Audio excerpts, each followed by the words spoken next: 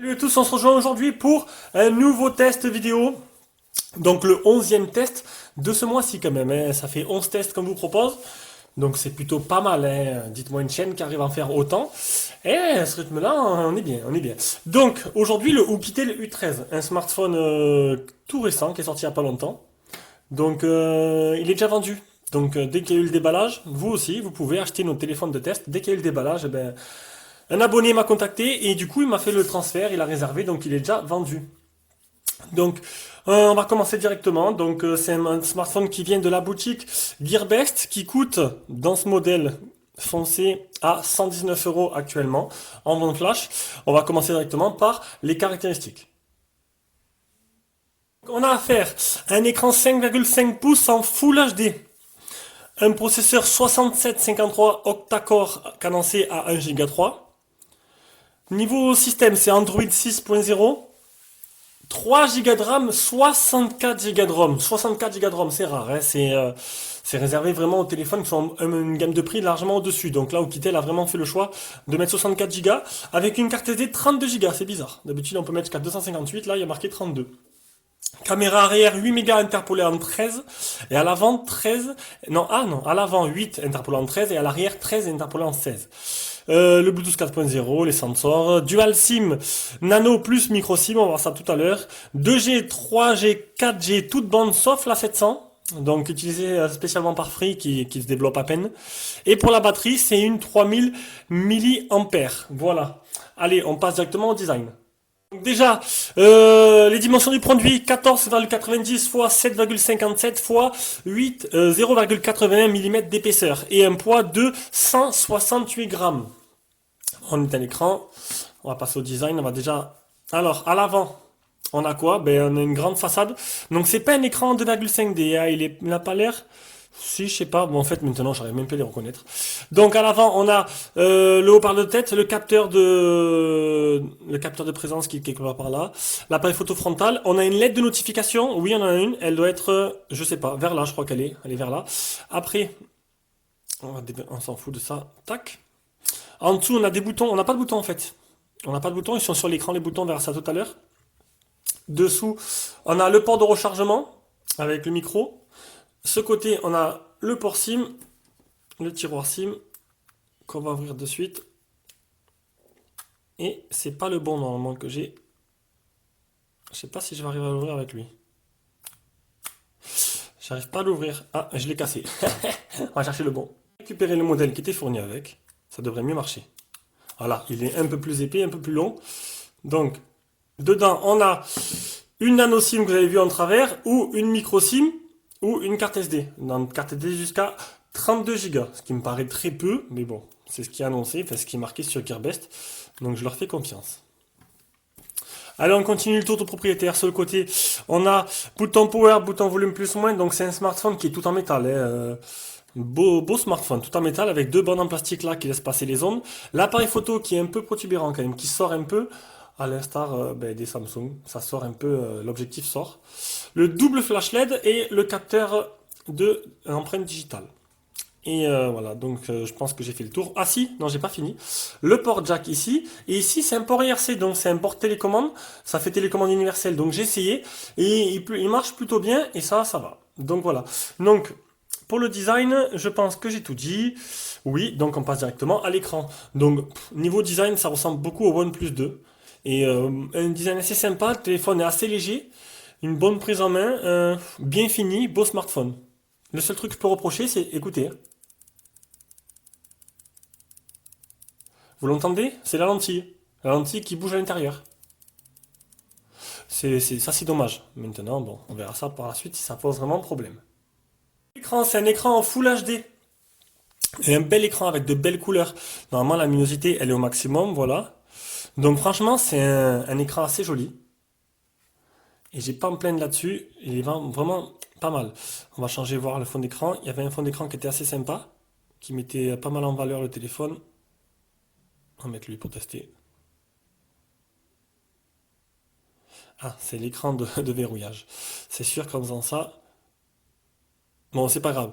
Donc un bel écran qui avec des bonnes couleurs, plutôt bien rendu. Niveau activité, c'est pas mal du tout aussi, hein. Ça réagit bien, il n'y a pas de problème pour écrire les messages, les textos.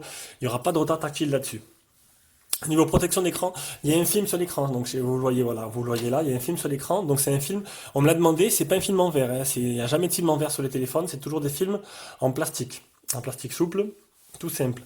Le Miravision, oui, il y est. Donc le Miravision, ça permet de vous changer la nuance des couleurs, de changer le contraste et tout, suivant ce qu'il y a. Et il n'y est pas. Voilà. Je pensais vraiment qu'il y était.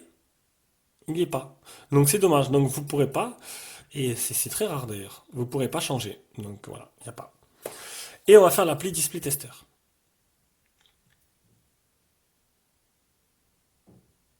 Voilà. Bon, par contre, je remarque que l'écran qu'il y a dessus, l'écran de protection, je l'enlève pas parce que je le laisse pour le vendeur. Je laisserai au soin du vendeur de changer. Mais c'est un écran mat. C'est un film d'écran mat et il dénature un peu, je trouve, voilà, l'image du smartphone. Non, je le touche pas, mais je suis sûr qu'en enlevant cet écran, on trouverait un écran plus clair et plus joli. Parce qu'il existe des écrans, des protections d'écran mat et des protections d'écran clair. Voilà, petite mise au point. Donc les fuites de lumière, le respect des couleurs. On peut voir qu'il n'y a pas de fuite de lumière. Ah, peut-être ce côté-là. Regardez, on voit les... Ah, si. Regardez. Voilà, on voit. Bon, c'est pas très grave, c'est les bandes de LED. C'est les LED qu'on voit qui éclairent sur le côté. Ah, on ne le voit pas sur le noir. On le voit que sur le gris. Bon.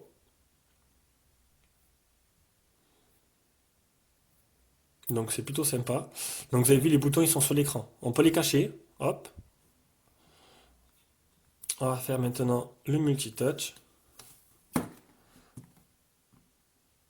C'est un 5 touches.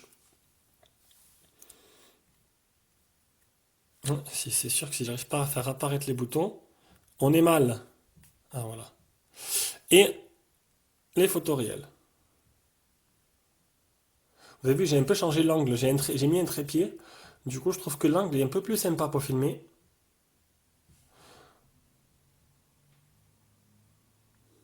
Et on voit moins le reflet. Voilà, bon, vous l'aurez compris, c'est un écran plutôt correct, qui est dans la moyenne haute niveau qualitatif et qui fait très bien son travail. Un beau smartphone, pas de bord noir, du coup ben, le téléphone est noir, donc je sais pas ces autres couleurs, ben, il y aura des bandes noires sur le côté. On passe à la partie logicielle. Ici, on a affaire à une sorte de Google No, un peu modifié, avec une boutique de thèmes. Donc je l'ai vu, j'espère que je dis pas de bêtises. Voilà, il y a une boutique de thèmes, donc il n'y a pas énormément, il y a trois thèmes, hein, trois thèmes avec quelques fonds d'écran. Voilà, ça c'est... Ah ben c'est ici, ici. On va changer, on va mettre un truc comme ça, voir ce que ça donne. Appliquer. Voilà. Vous avez vu, franchement, l'image, plutôt pas mal, hein. Plutôt bien, bien, bien. Donc voilà, c'est un peu launcher un peu modifié à leur sauce. On va voir la version Android. Non, c'est du Google No, mais vraiment retravaillé légèrement, quoi, hein. Version Android, c'est du... C'est du... Il est où? Ah, c'est là. 6.0. Donc on voit bien, c'est un 3 Go de RAM, 64 Go de ROM. Ici, un écran 5.5 en Full HD, 16 millions de pixels l'appareil photo. Donc les mises à jour, elles se passent normalement au Kitel, c'est une application. Il faut juste la trouver, voilà, elle est là. Rechercher les mises à jour. Ah, téléphone non connecté. Déjà, c'est pas tout. J'ai enlevé là. Et oui, et vu que j'ai enlevé. Voilà, là c'est comme ça qu'on fait pour activer la 4G. J'ai beaucoup de messages de noobs qui ne savent pas activer la 4G sur un téléphone chinois. Il faut cliquer là, hop, on active la 4G. Donc, téléphone connecté. Dernière mise à jour le 9 décembre 2016, donc c'est pas trop vieux. Mon appareil à jour m'a demandé s'il y avait 7.0 dessus, apparemment ils l'ont prévu. Ben non, ils m'ont pas mis encore 7.0. Donc, on en est où? La fluidité, donc il n'y a pas de souci, hein, c'est vachement fluide, ça réagit bien au doigt et à l'œil, là-dessus, il n'y a pas de problème. Les options de la ROM,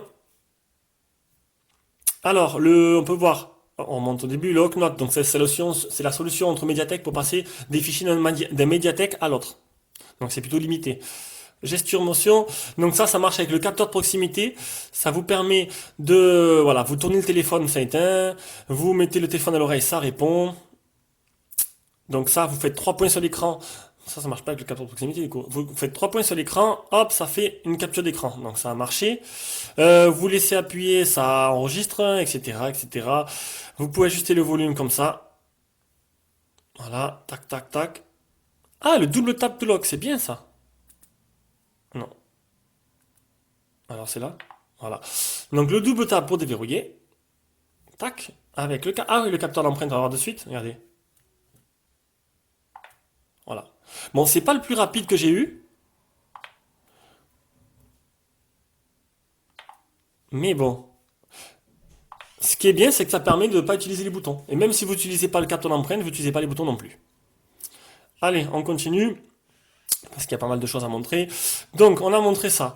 Après, Parallel Space, ça vous permet d'avoir deux comptes, non, un Facebook avec deux comptes différents. C'est un clonage d'applications, donc ça marche pour Facebook Messenger, AliExpress, voilà, sur mes applications que j'ai installées dedans.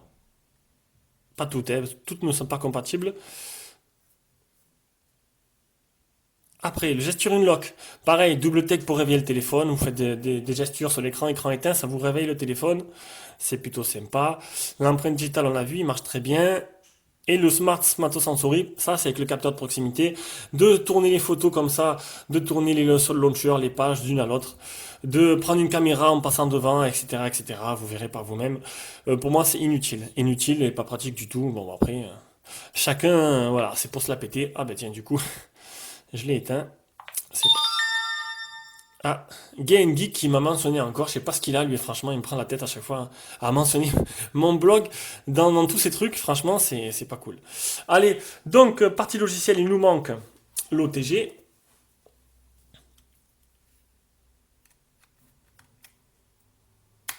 On va voir s'il est OTG.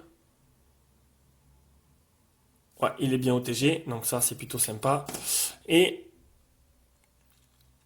la galerie, le test anti-malware, capture d'écran. Voilà. Donc, il n'y a pas de malware. Voilà. Zéro infection dans le téléphone. Et il me manque, pour être plus complet possible, le phone tester. Regardez les capteurs du téléphone, les capteurs qui sont intégrés au téléphone. Donc, on a accéléromètre, capteur de lumière qui est là. Voilà, ça marche bien avec le capteur de proximité et c'est tout. Il n'y a pas grand chose, il n'y a pas de boussole, il n'y a rien d'autre, pas de gyroscope, c'est le minimum requis. Voilà pour la partie logicielle. Donc, partie logicielle assez complète, donc sympa. Bon, il n'y a pas tous les capteurs intégrés, mais bon, pour ce prix, avec 64 Go, on peut faire des concessions quand même. Allez, on passe à la partie performance.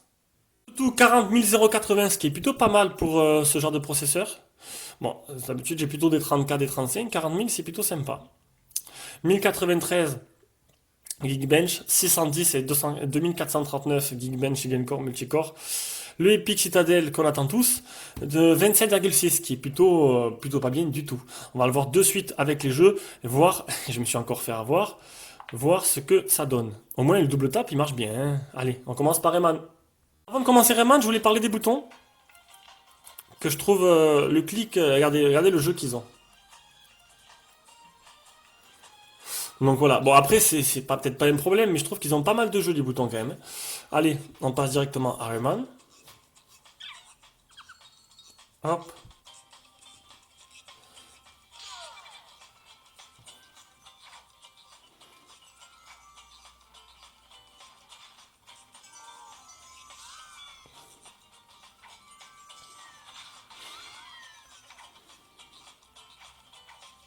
Donc c'est pas il n'y a pas de ralentissement, mais bon, c'est l'avance pas, c'est pas le plus rapide que j'ai eu quand même, hein. Je trouve bon, au moins ça facilite les choses pour jouer, vous aurez pas de problème au moins. Mais bon, j'ai pas l'impression qu'il tourne à sa pleine vitesse. Voilà. Même si, enfin, je sais pas en fait. Ça a l'air correct, hein, plutôt pas mal. J'en sais rien en fait. Je sais pas. J'ai l'impression qu'il n'y a pas de ralentissement. Après, j'ai l'impression qu'il, je sais pas. Bon. Allez, on passe à notre jeu. Allez, D-Trigger 2. Il tourne en performance élevée, donc performance maximale.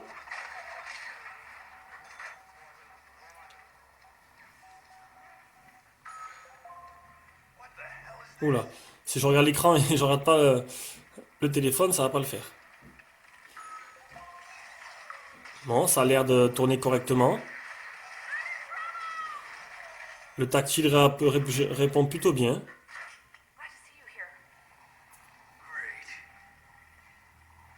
I've been stuck here for ages. All right, let's roll. Sis, watch out! Follow me. I know a shortcut. Ouais, donc ça a l'air de bien marcher. On passe directement à Real Racing. Allez, on va faire Real Racing 3. Alors, on va tester déjà l'accéléromètre. Nickel.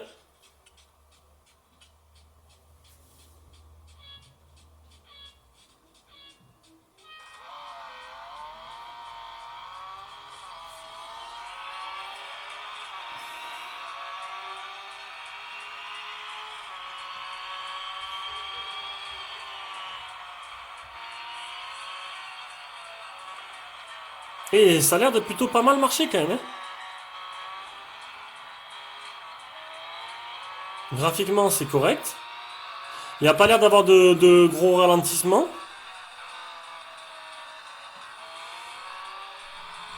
L'accéléromètre réagit plutôt bien. Ah oui, c'est sûr que si je regarde les deux écrans, encore une fois, je regarde si je suis bien cadré pour pas me tromper.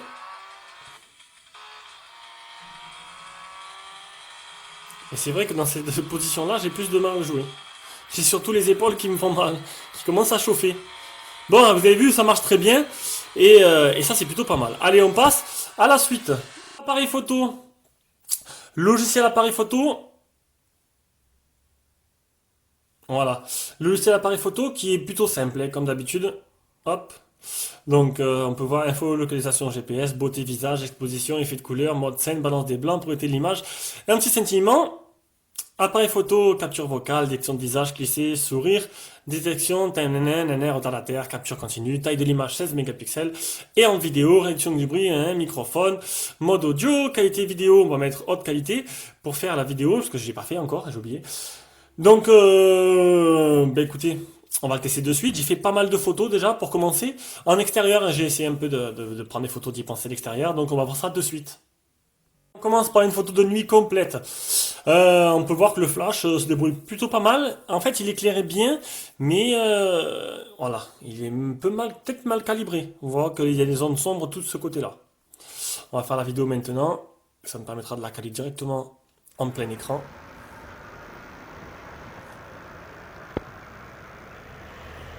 J'ai fait une mise au point en plein milieu de la vidéo parce qu'en fait, je trouve ça un peu flou quand même, hein.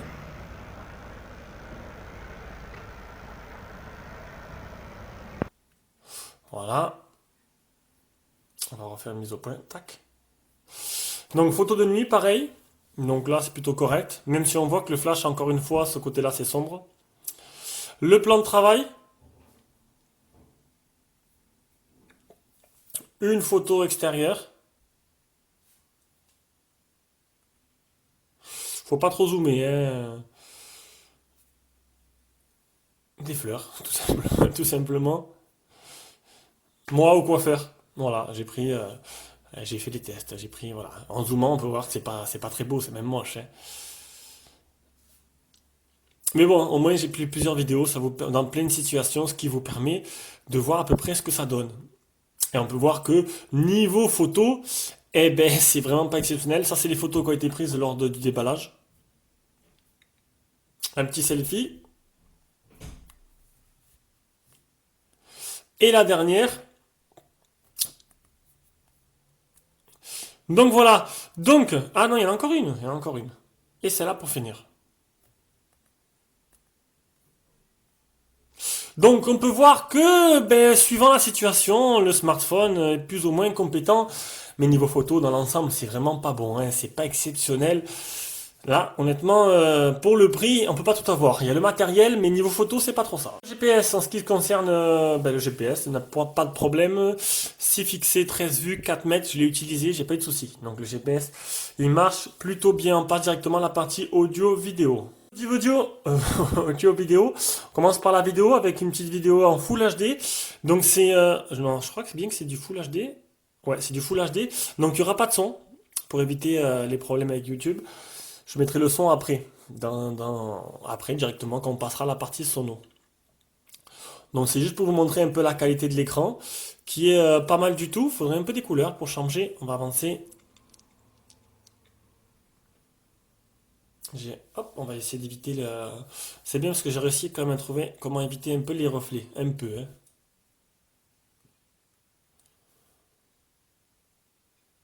Voilà, là c'est mieux là.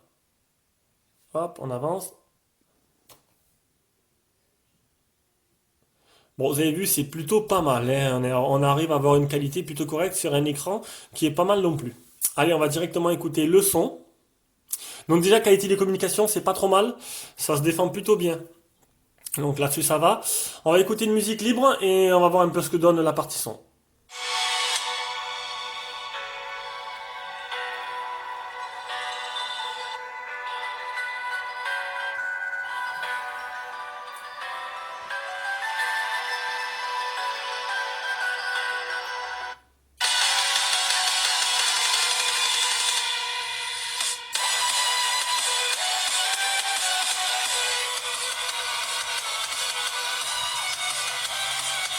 Et un son plutôt clair, plutôt puissant, même à puissance maximale. On est bien à puissance maximale. Ouais, on y était. Donc honnêtement, partie sono, de toute façon, quand je regardais mes vidéos YouTube et tout, j'avais remarqué que le son était plutôt pas mal. Et ça se confirme. Un bon son. Bon, vous n'attendez pas des basses extraordinaires, mais il se défend plutôt bien. Alors, on va maintenant mettre le jack, la petite enceinte. On va tester le port jack, voir s'il n'y a pas de grésillement. L'enceinte est allumée. Hop.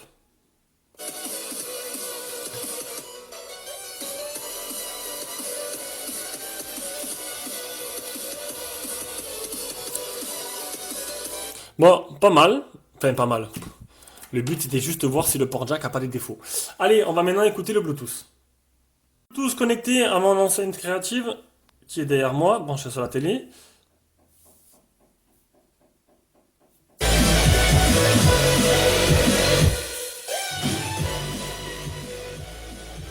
Et bon, ça marchait, ça envoie la patate, c'était un peu même trop fort. Allez, directement, on passe à la partie réseau, qualité du Wi-Fi, 3 bars sur 4, ce qui est plutôt pas mal. C'est à peu près ce que j'ai en moyenne tout le temps avec chaque téléphone, donc c'est plutôt bien. La bande 3G, 4G toute bande sauf la 700. Donc la 700, je le répète, c'est spécialement Free qui a obtenu les bandes 700 qui commencent à se déployer dans les grandes villes. Grandes villes, donc voilà. Il y a très peu de téléphones en 700 chinois, il n'y a que le Max 2 à ma connaissance. Niveau autonomie. Allez, donc c'est une batterie qui est donnée pour 3000 milliampères, si je dis pas de bêtises. Je l'ai dit au début. Je l'ai mesuré à 2826, ce qui est plutôt correct. Voilà, 3000, 2826, ça va, ça se tient. On va voir maintenant les tests. Les tests en grandeur, en temps réel, hein, tout simplement. Donc j'ai utilisé le téléphone. Une journée test où j'ai utilisé comme téléphone principal. J'ai fait de tout, des appels, j'ai fait un peu de GPS, j'ai regardé un peu des vidéos YouTube.